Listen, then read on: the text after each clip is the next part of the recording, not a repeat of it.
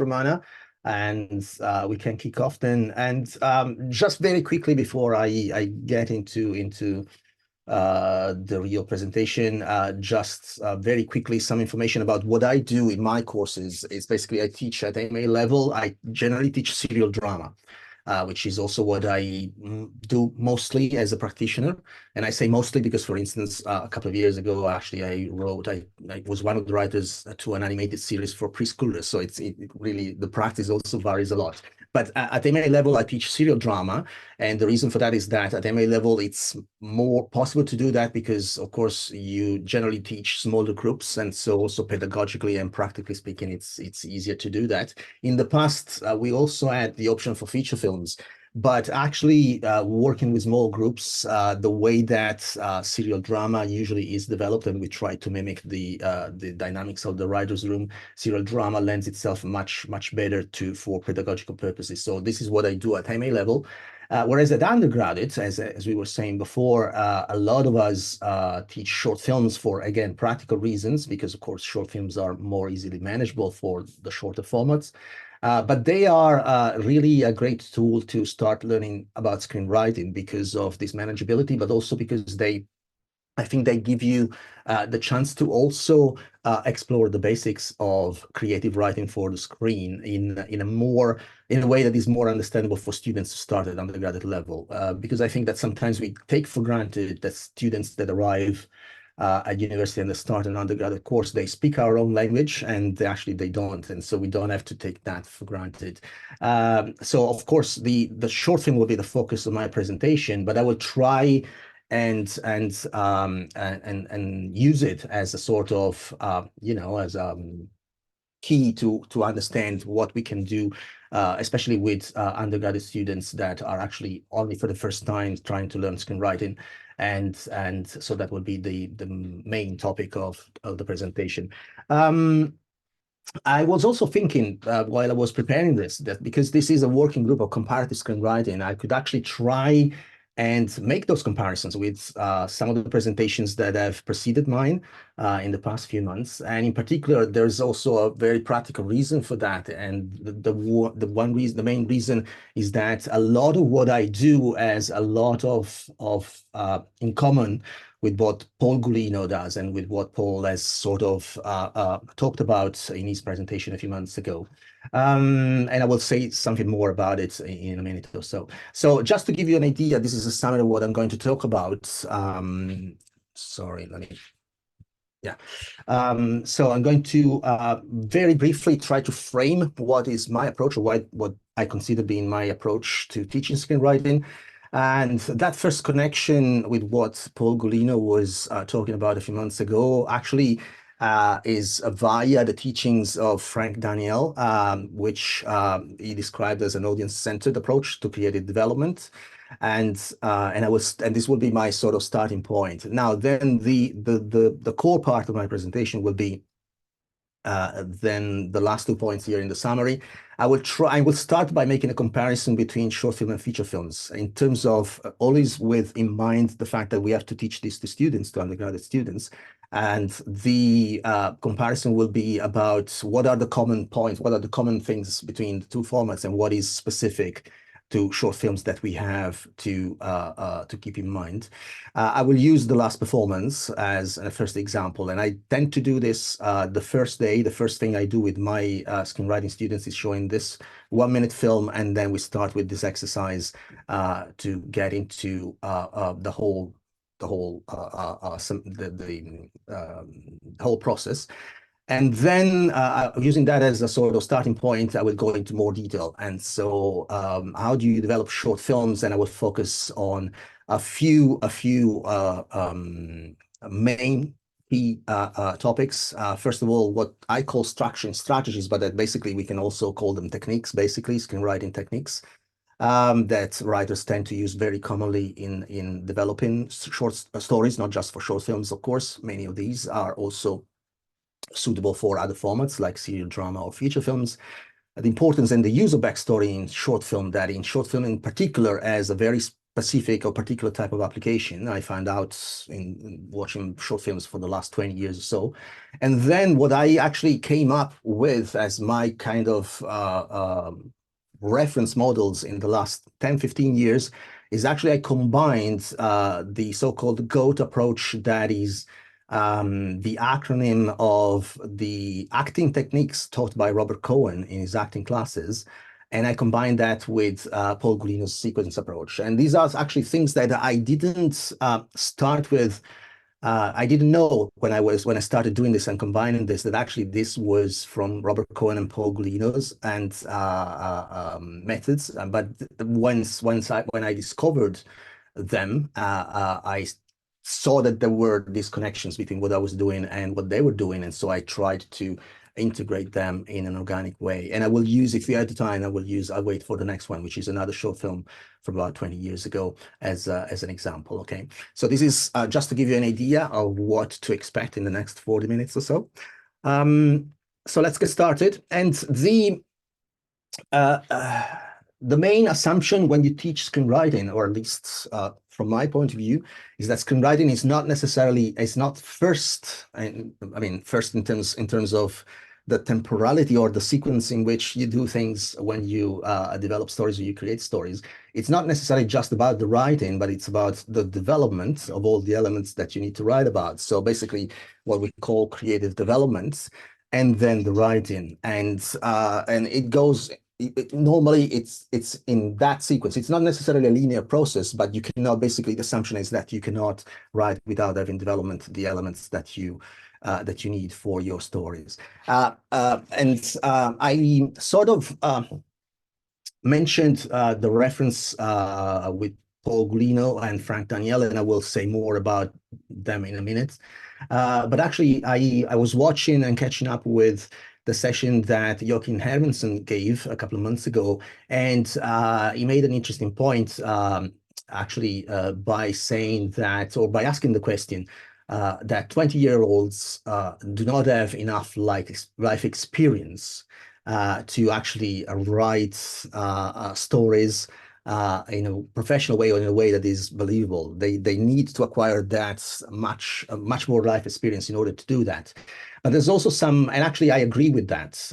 This is actually a job that that takes a year to develop, also because it's down to that experience. But also when students or young start our undergraduate program, what I try and ask myself, not them, but I ask myself, it's also some more basic questions. It's not just about life experience, but it's when they come to my courses, what do they know and what is their baggage, what is their educational baggage. So there's more basic questions that I ask myself, and you can see them here in the slide, on the slide. And can they write? Can they write creatively, which is also not the same thing as just can they write? Can they develop and write narratives? So can they use that creativity to actually come up with stories? And then with their story, those stories, can they write it as a screenplay? Can they flesh them out as a screenplay? Or for that matter, not just a screenplay, which is the final end product, but also any type of script for the screen? And more contextually, do they have any idea of how the industry really works and how the role of the writer fits into that industry? And generally, what my answers to these questions come from my own experience, but I guess that many of my colleagues, not just here, probably will agree with many of these answers. And these are the answers to these questions in general. So some students can write. Some of them actually, they lack in many areas. So what we expect to write, what we expect is to have at least the basics to be able to learn to write professionally. And some of them do, some of them don't. Can they write creatively? Few of them can do so or can show the potential to do so. Very few of them actually have an understanding of what it takes to actually flesh out stories. And in general, none of them, or hardly any of them, can write or are familiar with what a screenplay is or looks like and how to turn a story into a screenplay. And very few, if none, of them have any knowledge of, any inside knowledge of the industry. So we need to take this as the starting point. So the reason for this is that if you acknowledge that this is the situation when they start. And this is not necessarily a negative thing, but the thing is that you need to be realistic about what your expectations are as a teacher. And so how you can use short films in order to start giving them those basics to those students in order for them to start, climbing that ladder, that process, and initiate that process of learning how to write creatively.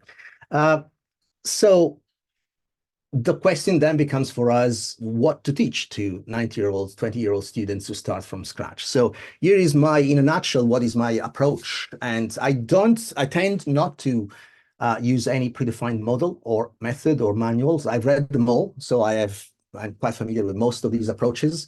And of course, they can be useful, but in my opinion, they can be useful to people that already know how to write, basically people that already have some familiarity and can sort of read them and see whether they can be of any use to them. And because, but for students, I don't think it's a good approach, because that means that they would take it as a template and a one-fits-all template that can be useful, but in general, I don't think that is pedagogically a very valid method. So what I actually tend to find my approach like is that it's very pragmatic and it's very heuristic. And this heuristic approach is the result of 20 years, 25 years, actually. I'm getting older, so now it's more 25, 36 years that I've been doing this as a job, both as an academic and as a practitioner.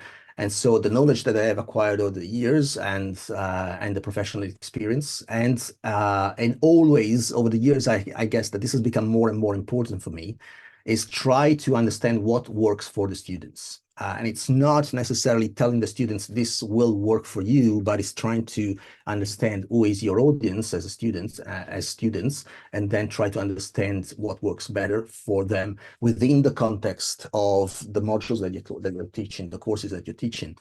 And here's the first point of contact with Paul Gulino's presentation from a few months ago, is that what he defined as audience-centered approach, which he gets from his mentor, Frank Daniel. And it's very important to understand what we mean by audience-centered approach, okay? And so is it the question that one can ask themselves is it the writer's task to understand that, to know about that, to research into the audience? And I'm sure that some colleagues will think it is, and they will implement that in their method. I actually don't agree with that, but actually there's people who do this professionally. And this is an article, I know, but it doesn't matter whether you can read the tiny text, but this is the first page of an article. This is from about 20 years ago. This was published, if you can see here down at the bottom, it was published on Scriptwriter magazine.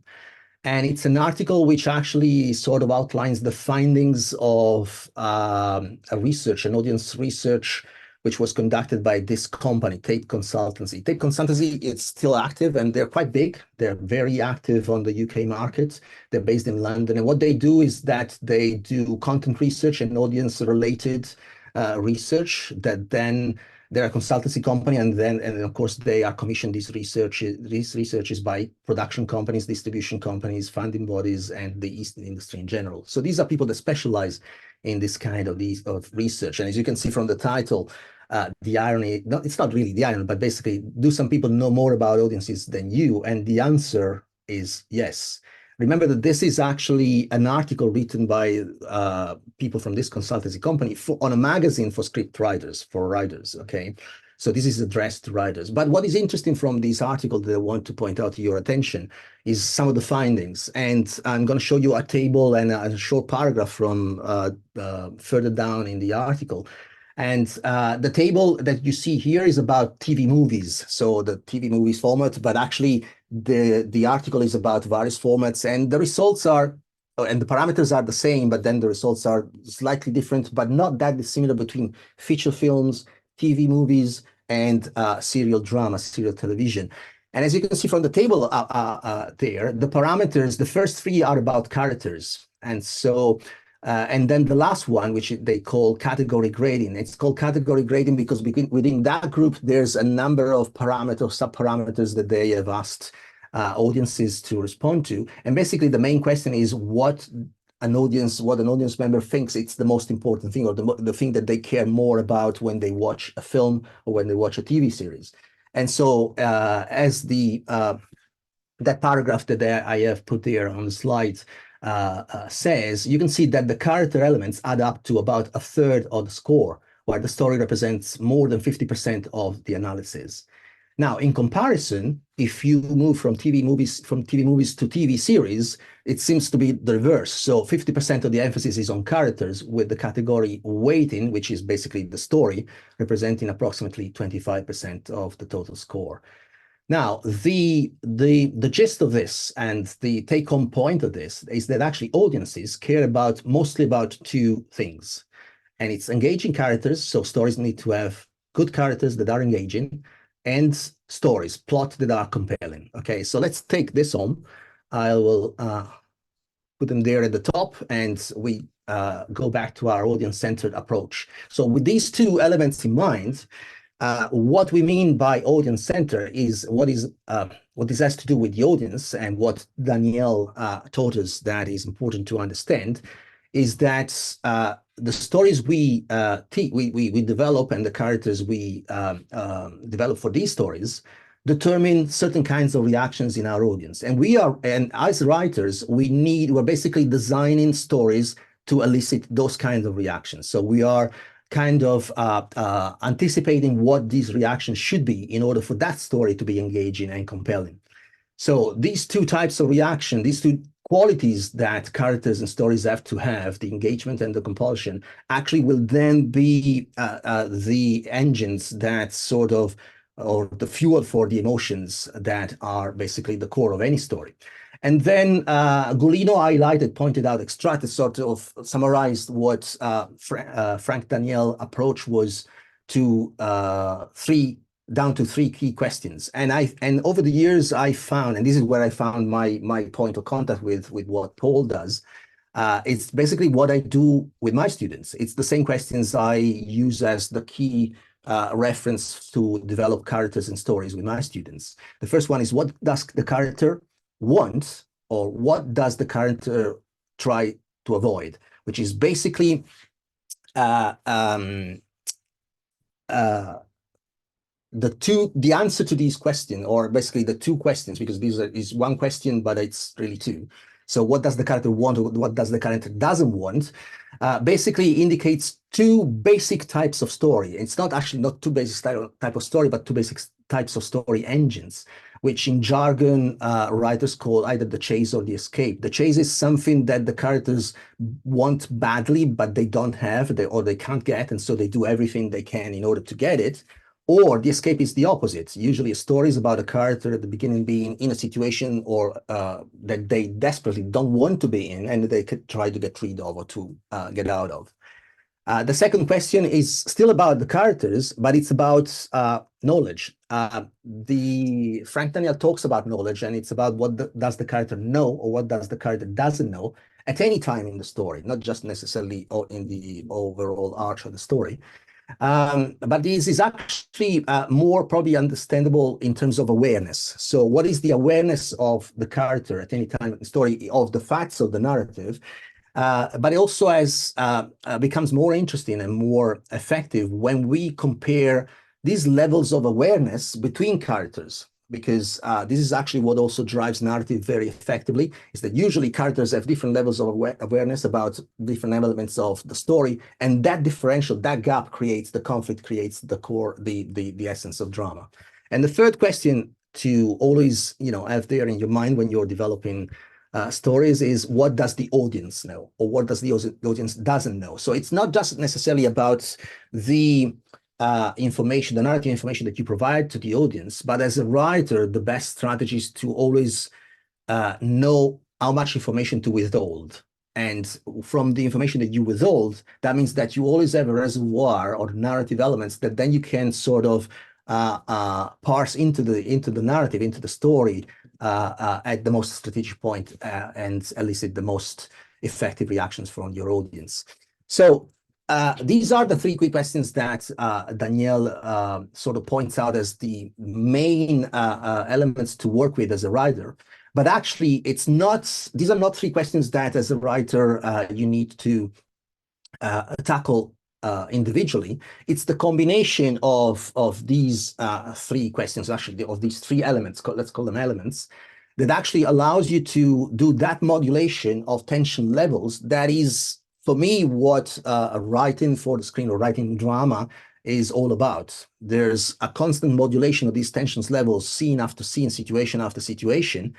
And so those answers to those questions, as a writer, you always need to be able to adjust the response to those questions at every moment of the story, at every moment of the timeline of the narrative, because that modulation of those tension, because that will create those tension levels between the characters and between the characters and the audience. And that modulation in the timeline of the narrative will then determine those reactions that I was mentioning before.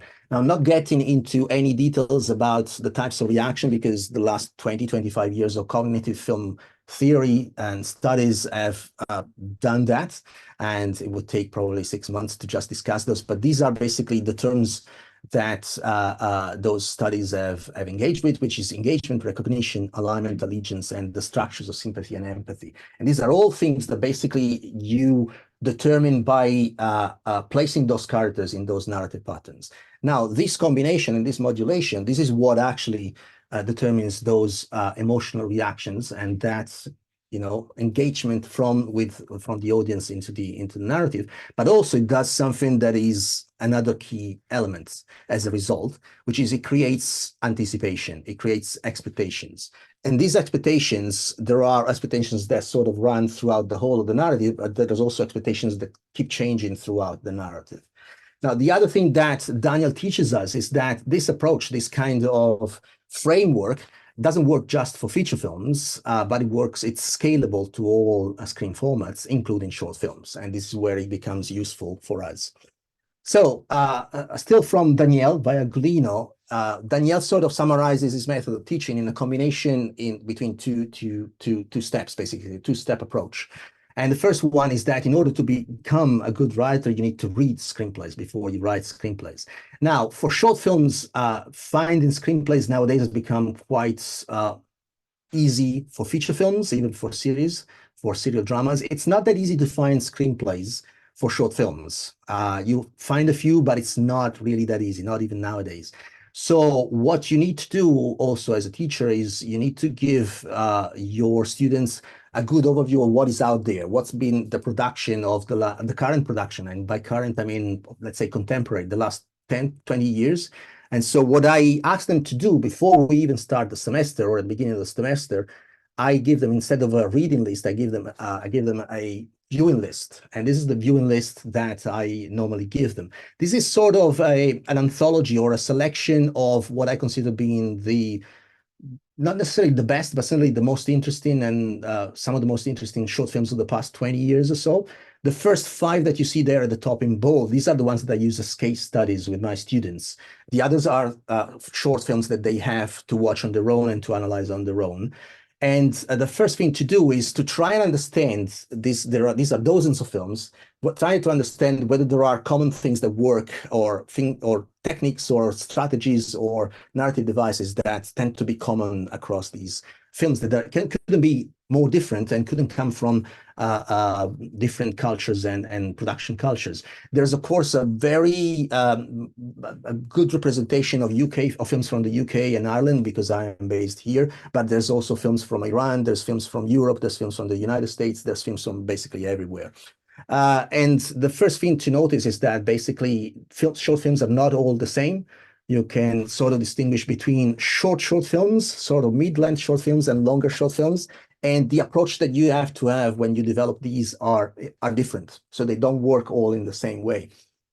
I mostly tend to work on the shortest format, which, despite being the shortest, can be the trickiest. The other element that Danielle mentions is that most of his approach is task-based.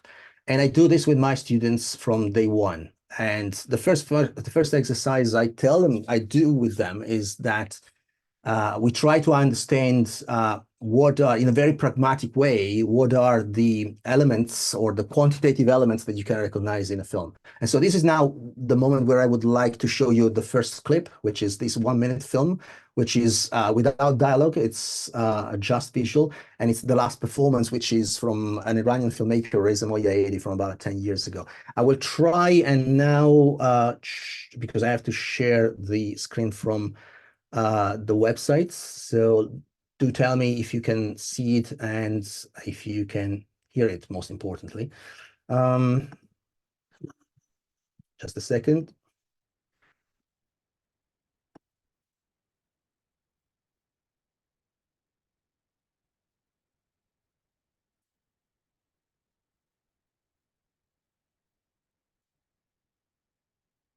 Okay, can you see it? Yeah, okay. Yes.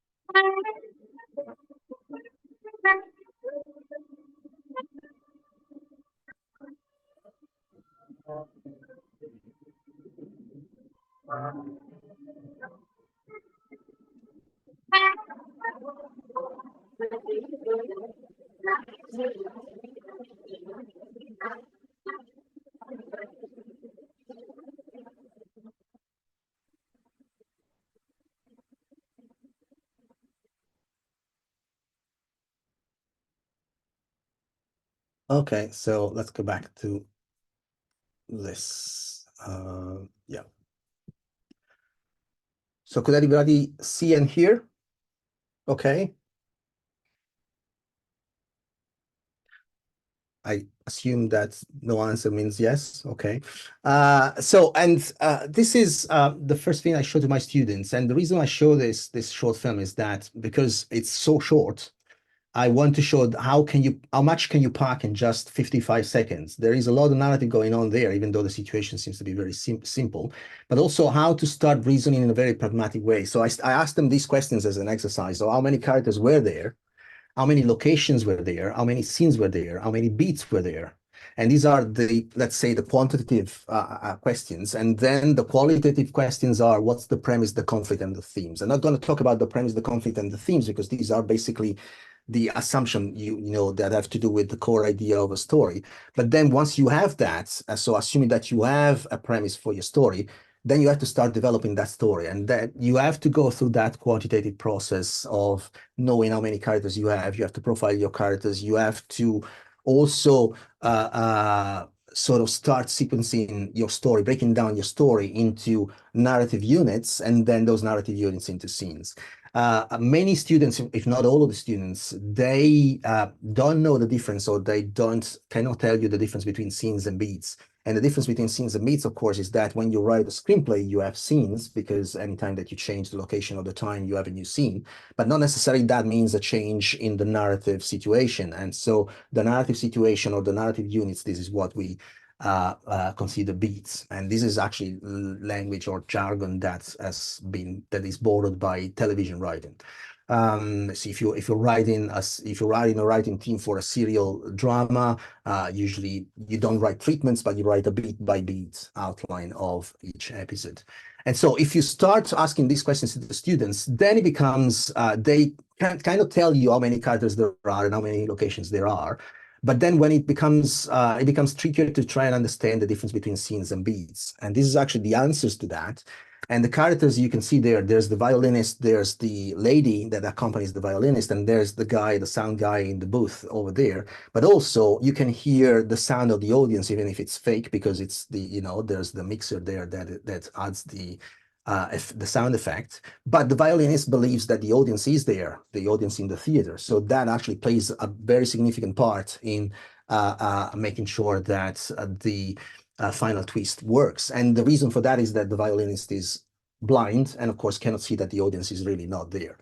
And the difference between, if you check the scenes, where basically every time that we switched from the stage to the mixing booth where the sound mixer is, there's a total of 10 scenes, because it cuts very quickly at the end.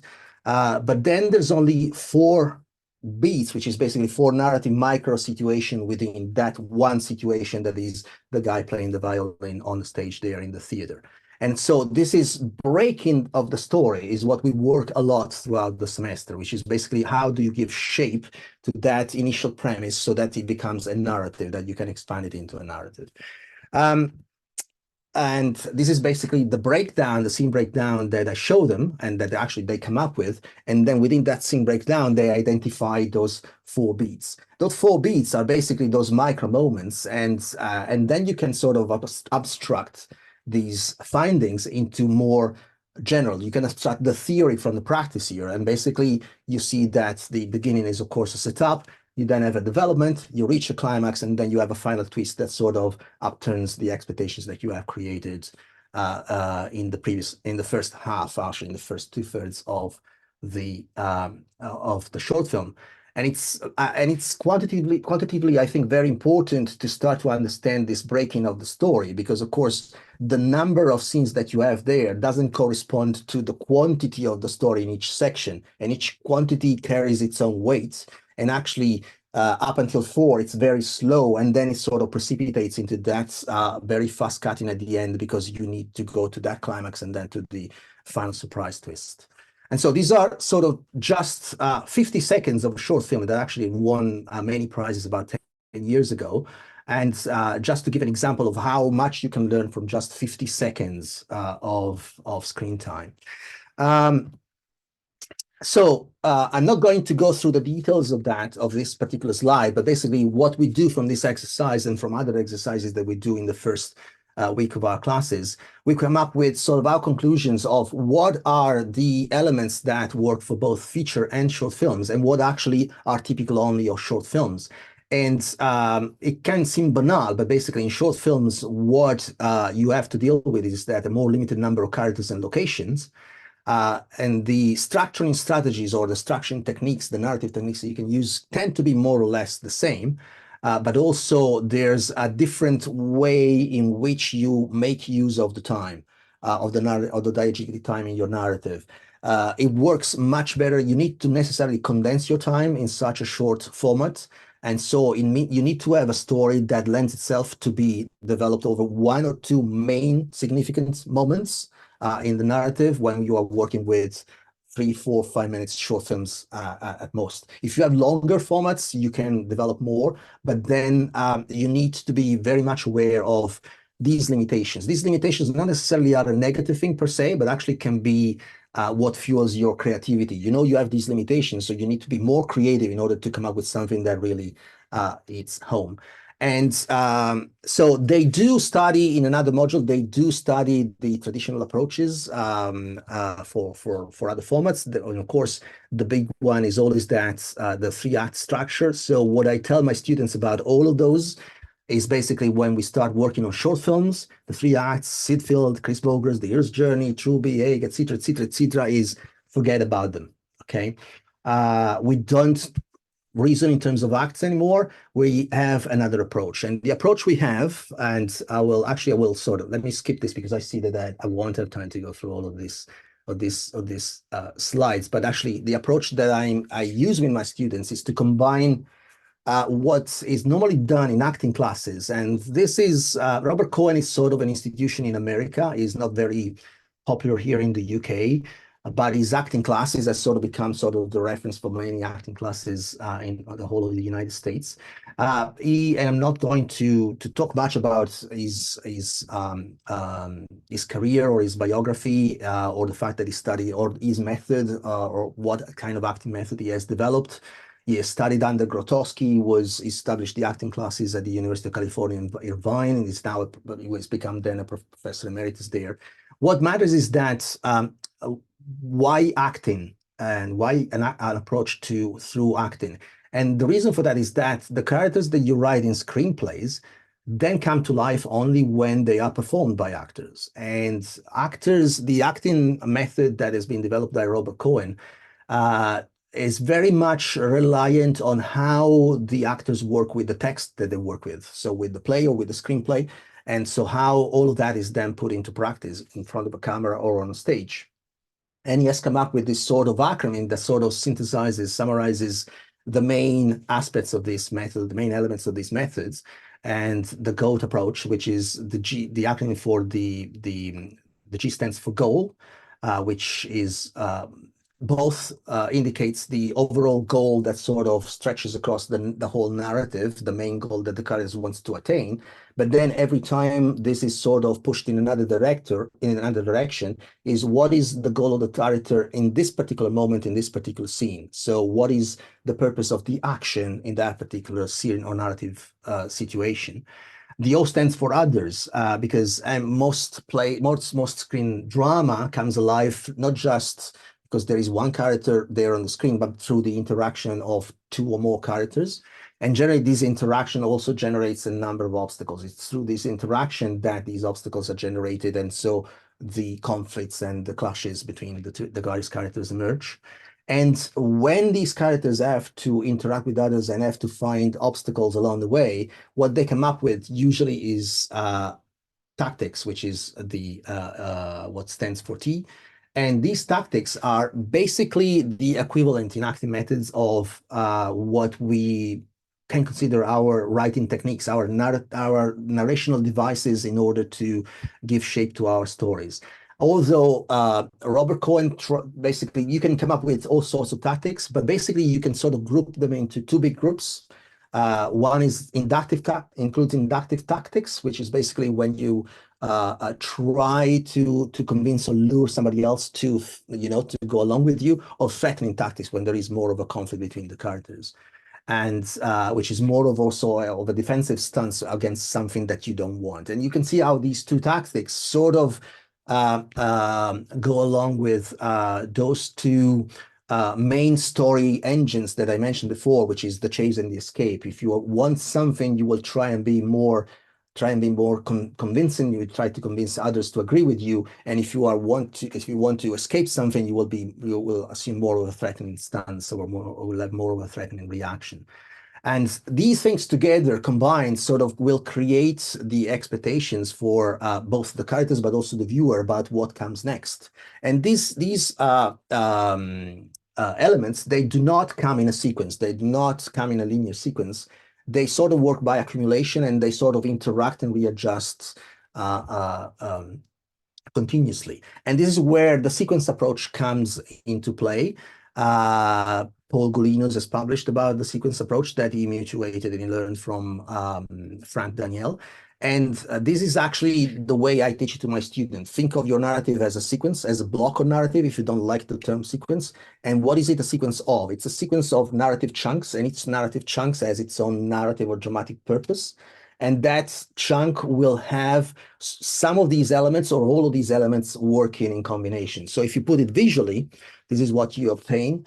And so basically in the setup, and we go back to those parts of the narrative that we have established before. In the setup, this is where you establish your world and your characters, but also it's where you establish the first set of expectations.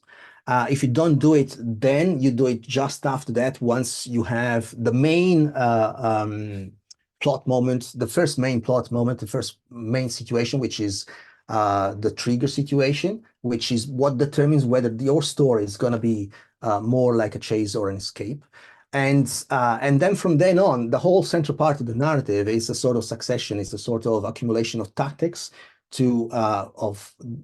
of the characters that sort of interact with the new situations that emerge, until usually in short films, it's much more common than in feature film. Usually short films, they either climax, but it's more common to have a twist that sort of reverses the expectations or reestablishes the initial situation that was sort of pushed off track by the trigger situation.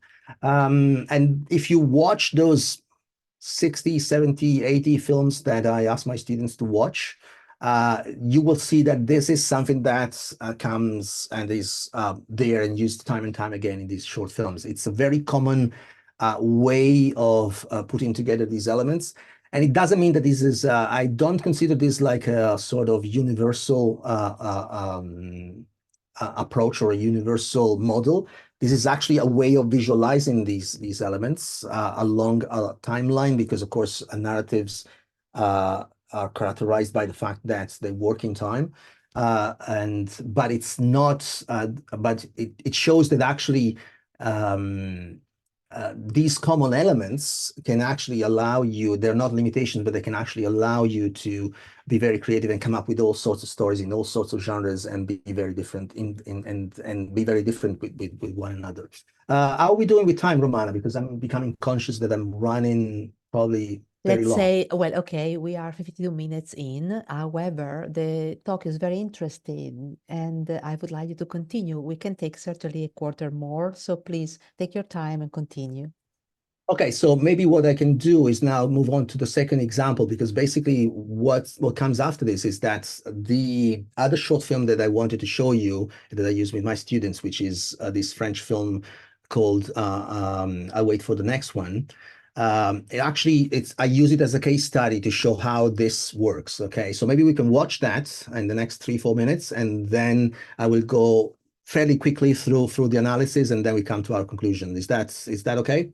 Paolo, take your time. It's fine. Absolutely fine. Okay, so I will stop sharing this one, and then I'll go to the short film. And again, of course, you can watch you can keep sorry, most of these short films, I try and make sure that they are available in some way or another for free on the internet. And the apart from Vimeo or YouTube, there's this Film Minute Festival websites, as many of the films that were presented at the festival over the years, and so there's a very big collection. And because it's very important to also make sure that there is accessibility to these short films. So here's the next one. Let me see if I can share.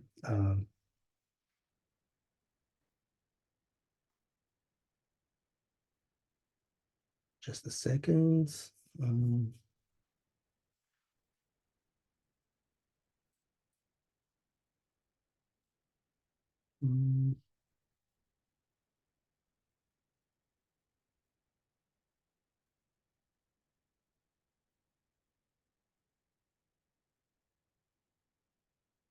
Sorry, I cannot see it in my. Oh, there it is. Okay.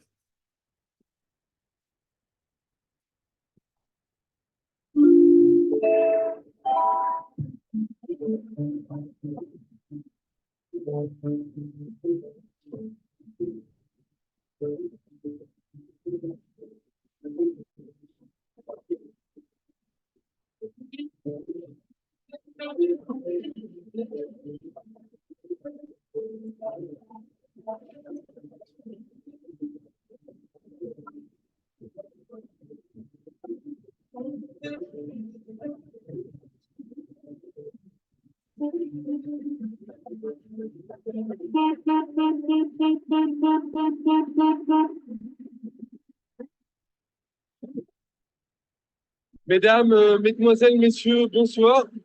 Excusez-moi de vous déranger. Je sais bien que vous êtes énormément sollicités à l'heure actuelle. Tout d'abord, je m'en excuse et puis je me présente.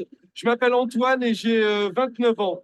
Rassurez-vous, je ne vais pas vous demander d'argent. Ce qui m'amène à vous ce soir, eh bien, c'est que j'ai lu récemment dans un magazine qu'il y avait en France près de 5 millions de femmes célibataires. Où sont-elles? Ça fait bientôt 3 ans et demi que je suis tout seul. J'ai pas honte de le dire, mais j'en ai marre. Pour passer ses soirées devant son micro-ondes, pour regarder ses programmes débiles à la télé, c'est pas une vie. Minitel, Internet, pour se faire poser des lapins, ça ne m'intéresse pas. Je suis informaticien, je gagne bien ma vie, 2600 euros par mois. Je suis assez sportif. Je fais bien la cuisine. Vous pouvez rire. Vous pouvez rire.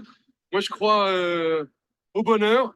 Je cherche simplement une femme ou bien une jeune femme de 18 à 55 ans, voilà, qui aurait elle aussi du mal à rencontrer quelqu'un par les voies normales et qui voudrait, pourquoi pas, partager quelque chose de sincère avec quelqu'un. Voilà, si l'une d'entre vous se sent intéressée, eh bien, elle peut descendre discrètement la station suivante. Je la rejoindrai sur le quai.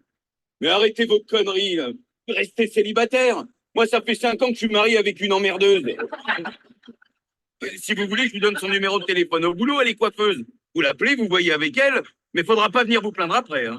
C'est très aimable à vous, monsieur, mais je cherche pas la femme d'un autre. Ou alors faudrait peut-être lui demander son avis, non? Mais non, elle est d'accord, j'en suis sûr. Il y a que l'argent qui l'intéresse, et je crois que vous en avez, vous, non?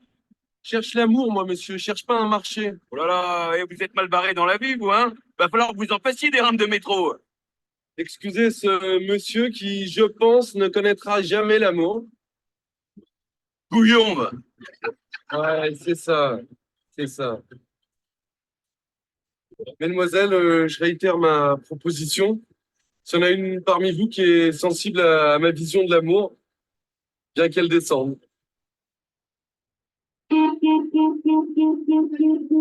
Mademoiselle, c'est un sketch.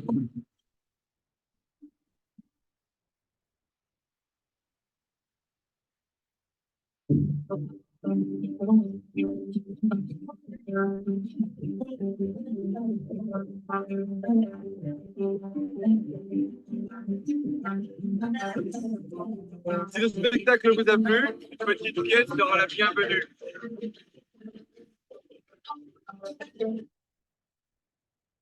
Skip the credits, which I usually don't do, but just to save time. Okay, just let me close the window here.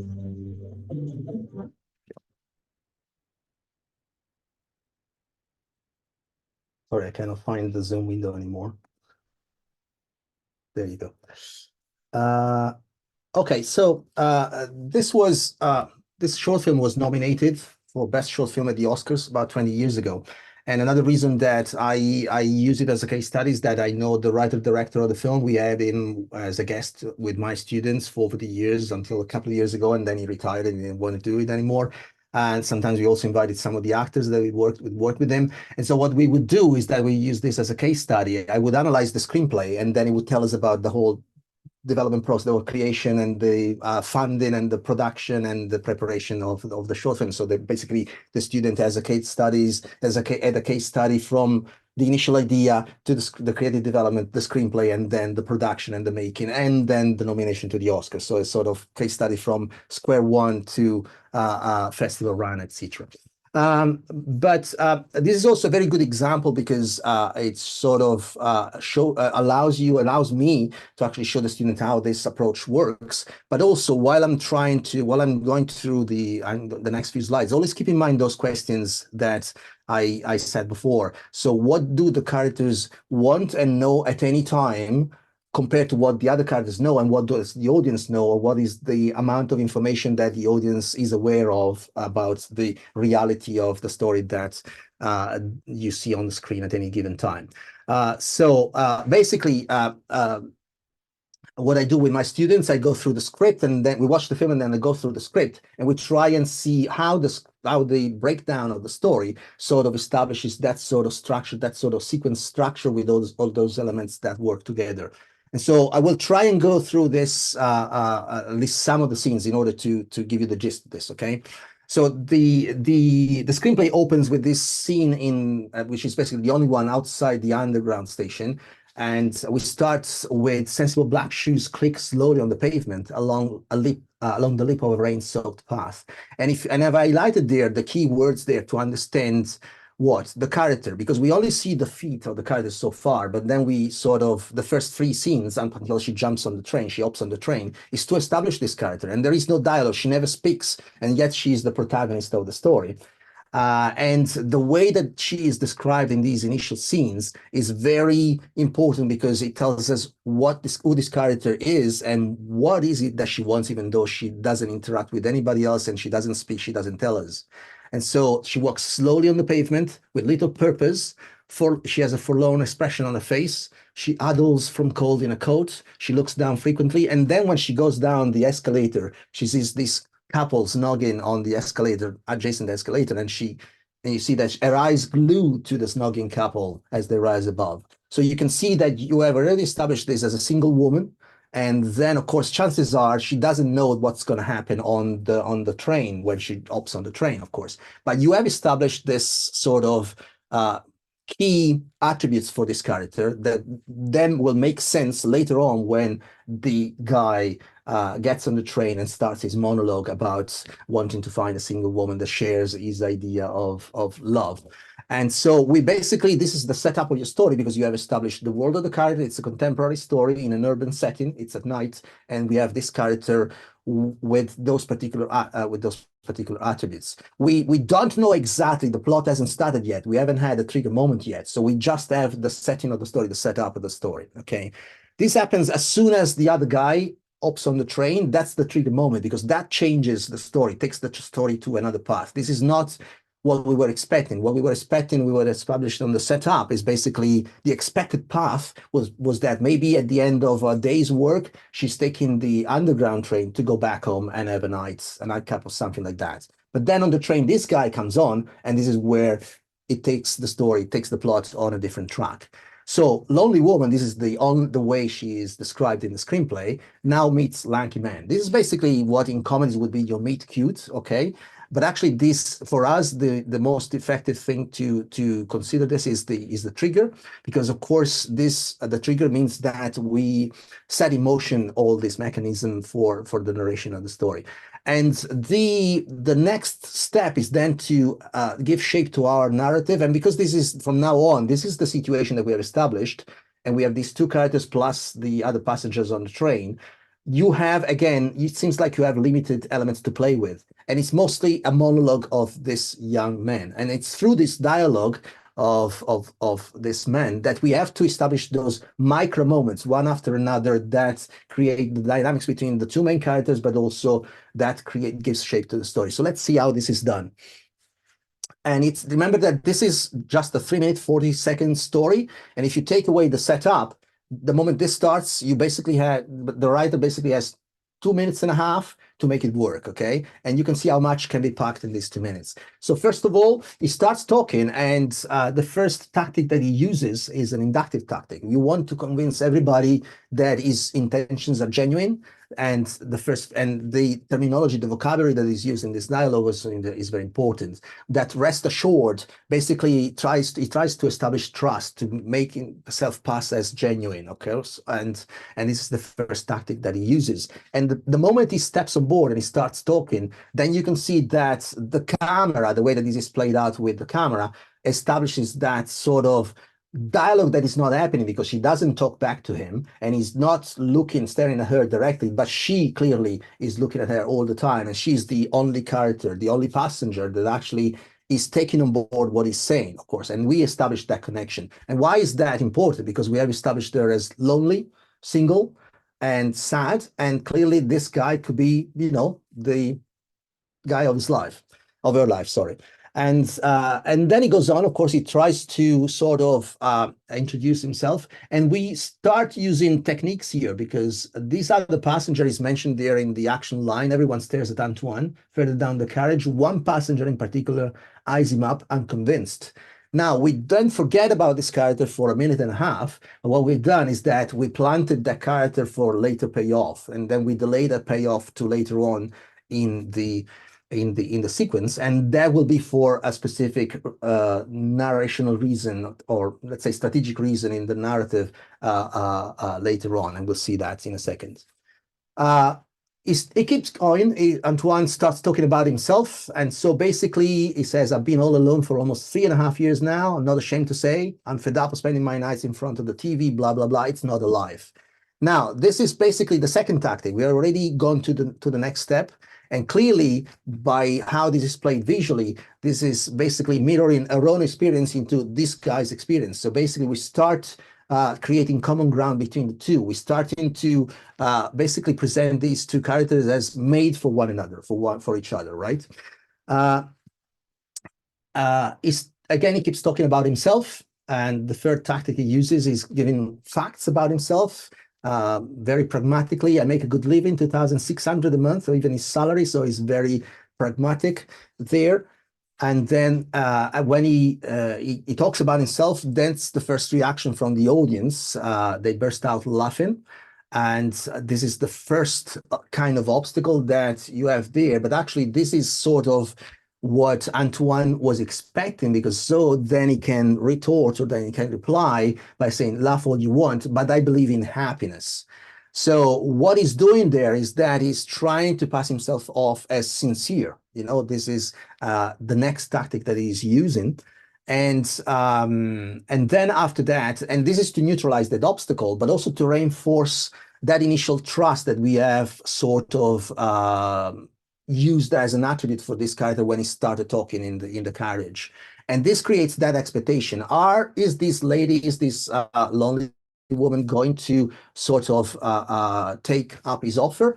But of course we go on, because of course it takes some more time for the strategy to work. I simply look for a woman, well, a young woman, aged between 18 to 55. So now he uses a joke. You have established this guy as a trustworthy character, but now he's also funny. Okay, so it starts to become, we start working on those structure of sympathy. This comes across as a sympathetic character. Maybe he's not a handsome man, but certainly is trustworthy and funny. So we start building on the positive attributes of this character. And also having a hard time finding someone through ordinary means, and would like, why not, to share something sincere with somebody.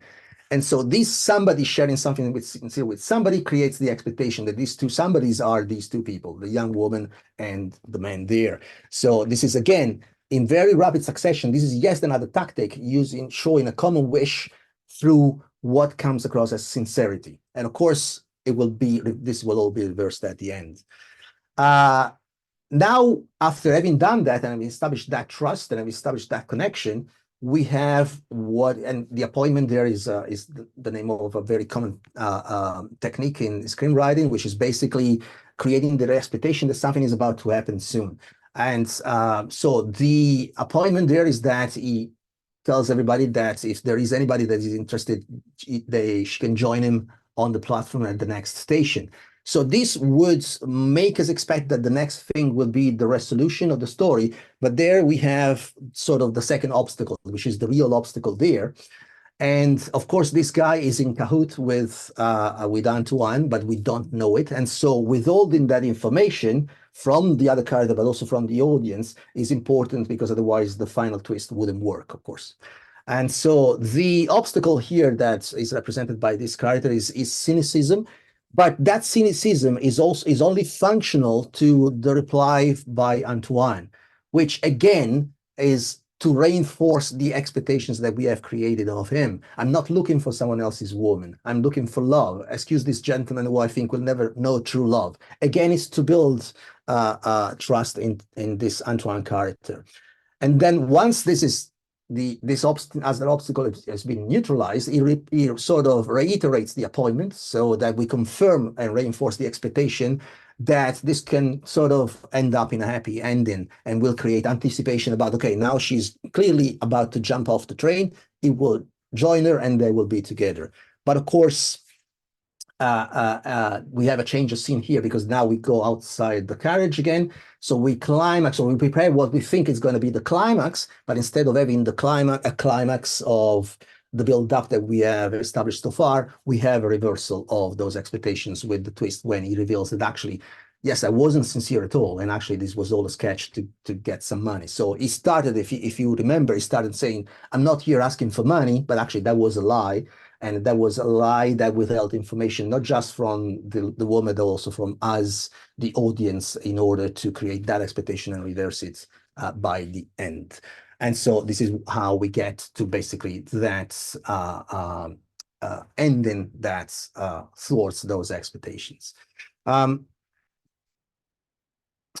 Sorry, I was going to be, I will skip that, but basically just to go to this final slide, if we want to put it in terms of emotions, what this does is that it starts with this sad woman, and then through the element of surprise, which is basically something that was unexpected, we create a new situation where we start sort of build up a positive expectation, which is first we establish that trust at the beginning, and then we build up on that. The possible outcome would be that that sadness turns into joy. So we're working with the basic emotions that are normally we learn from, or we borrow from psychology. And then another surprise element, which is the final twist, sort of reverses all that expectation and pushes it back to what was there at the beginning. And so this is basically how that modulation of that interaction between the characters also results in expectations for the audience, and sort of gives you those answers to those questions that I posed at the beginning at every moment of the story, or at every stage of the story, but also determines also the overall design of what are the expected responses, emotional responses from the audience to the narrative that is being used. And I will stop there, I think, because I've said a lot, and I want to leave time for questions and for some discussion, if you're okay with that, Romana. Yes, of course. Thank you.